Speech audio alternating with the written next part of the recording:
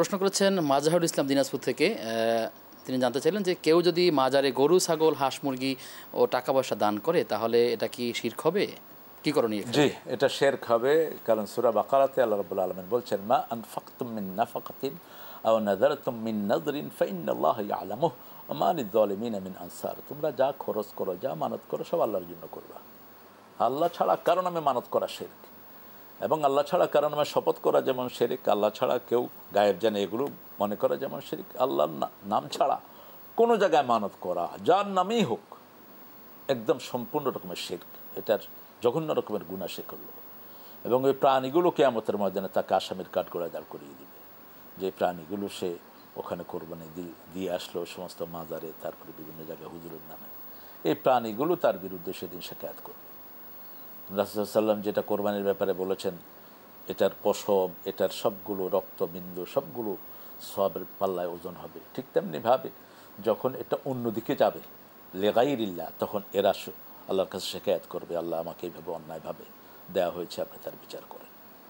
এবং এই প্রাণীগুলো তার ঘাড়ে উঠিয়ে দেওয়া হবে। একটা বর্ণনা এসেছে, ইয়াহমিলুন আওজারহুম আলা যুহুরিহিম, যেটা সূরা হজের ভিতরে আল্লাহ রাব্বুল আলামিন বলছেন যে তাদের এই অপরাধ যতগুলো করেছে, তারা এই অপরাধের জিনিসগুলো তাদের ঘাড়ে আল্লাহ চাপিয়ে দিবেন। যারা সম্পদ আত্মসাৎ করেছে, উল্টাপাল্টা জায়গাতে এই সমস্ত গরুগুলো দিয়েছে, তারপরে অন্যায়ভাবে মানুষের সম্পদ আত্মসাৎ করেছে, রাষ্ট্রীয় সম্পদ আত্মসাৎ করেছে।